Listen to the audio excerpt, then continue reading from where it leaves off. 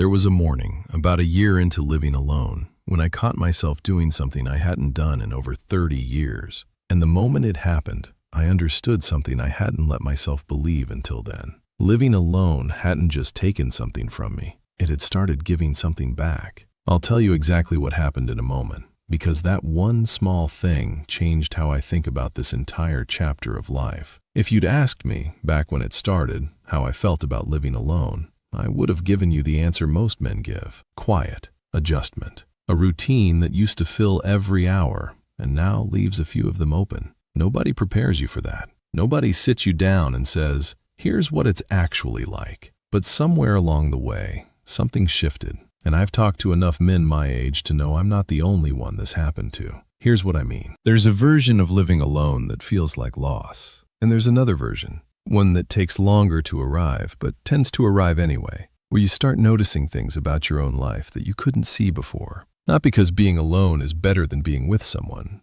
I'm not saying that. I'm saying it teaches you things a full house never had the chance to. And that morning I mentioned, the one where I caught myself doing something I hadn't done in 30 years, that's where I want to start. I think it explains everything that came after it better than I can explain it directly. The first thing I noticed was how much of my day used to be shaped by other people's needs. Not in a bitter way. I don't mean that as a complaint about my marriage or my family. I loved that life. But when you're responsible for other people, your attention is always a little bit divided. You're half in your own head and half tracking everyone else. Are they okay? Did I forget something? Is dinner going to work for everyone's schedule? When that responsibility eases, your attention comes back to you, slowly, and a little strangely at first. I remember sitting with a cup of coffee one morning, maybe 8 months after things had changed for me, and realizing I had nowhere to be and no one waiting on me. And instead of feeling the loneliness I expected, I felt something closer to space, room to think a thought all the way through without someone needing something halfway through it. That's close to the morning I mentioned earlier, the one where I caught myself doing something I hadn't done since I was a young man. I was standing at the counter, and I started humming. Not a song for anyone, not background noise to fill the silence, just humming, quietly, to myself, the way you do when your mind is loose and unguarded and nobody's listening. I hadn't done that since before I was married. 30-some years of being responsible for a household, for a family, for other people's mornings. And somewhere in all of that, the part of me that used to hum at the counter for no reason had gone quiet too. It wasn't until it came back that I noticed it had ever left. I don't say that to make you sad. I say it because I think it's the clearest way I can explain what actually happens when a man lives alone long enough to stop grieving the change and start noticing what's underneath it. Some small, unguarded part of yourself gets room to breathe again. Nobody warns you that this is coming. They only warn you about the hard part. I think that's the part men don't talk about enough. We're taught to see solitude as a problem to be solved. Get out more. Stay busy. Fill the calendar. And some of that is good advice. Isolation is real, and I'd never tell a man to just sit with it and call it wisdom. But there's a difference between isolation and solitude. Isolation is when you're cut off from people who matter to you. Solitude is when you finally have enough quiet to hear your own thoughts again. Most of us haven't had that kind of quiet since we were young. The second thing that surprised me was how much I started doing things simply because I wanted to. Small things. I started cooking meals I actually liked, instead of meals that worked for everyone at the table. I started reading later into the night, because there was no one to disturb, and nowhere I had to be in the morning. I took a walk at 2 in the afternoon on a Tuesday, for no reason at all, just because the light looked good. None of that sounds like much, but add it up over months, and you start to notice you're living a life that fits you specifically. Not a life built around compromise, which is what a shared life should be,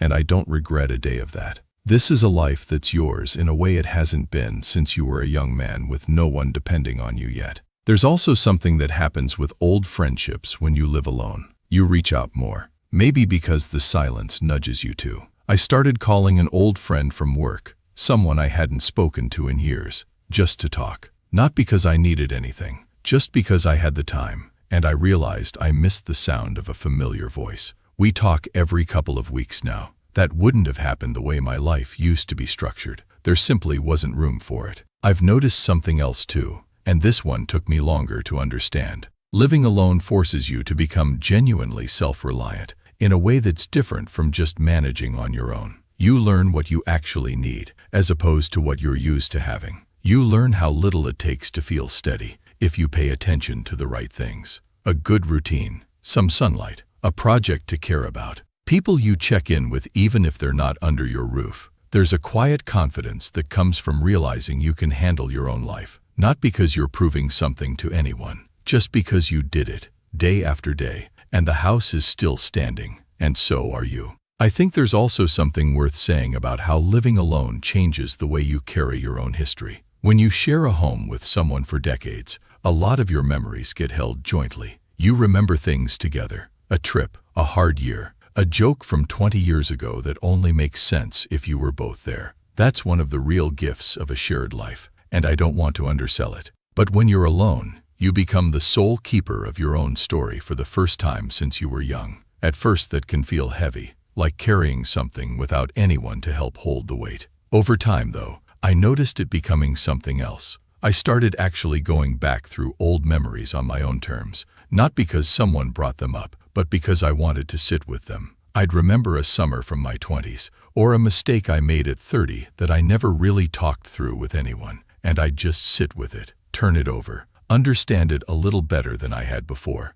That kind of quiet reflection is hard to do in a full house. There's always something pulling your attention back to the present. Alone, the past gets room to settle, and you get to make a kind of peace with parts of your life you never had time to fully think through. There's a practical side to this too, one that doesn't get talked about much because it sounds almost too ordinary to mention. Living alone means every decision in the house is yours. The thermostat, what's in the fridge, whether the television is on or off in the evening. When you're younger, that sounds like freedom in an exciting way, a young man's idea of independence. At our age, it turns out to mean something quieter and, I'd argue, more valuable. It means your home actually reflects you. Every object in it, every routine, every small habit is there because you chose it, not because it was a compromise reached with someone else's preferences in mind. A lot of men I've spoken with describe a strange kind of comfort in that. The house stops being neutral ground and starts being an honest expression of the person living in it. I didn't expect that to matter to me. It does. I don't want to make this sound easier than it is. Some evenings are still long. There are moments, a certain kind of quiet at 8 o'clock, a song that catches you off guard, where the missing hits you again, no matter how far along you've come. That doesn't go away completely, and I don't think it's supposed to. It's just part of what it means to have loved someone, or to have built a full life with people in it. But I've come to believe that living alone later in life isn't only a subtraction. It can become an addition, too, of time, of attention, of a kind of freedom that's easy to romanticize when you're young, and impossible to imagine when you're deep in the middle of raising a family, but real once you're actually living it. If you're a man in this chapter of life, maybe recently, maybe for a while now, I'd say this: give it more time than you think you need before you decide how you feel about it. The first months are almost never representative of what it becomes.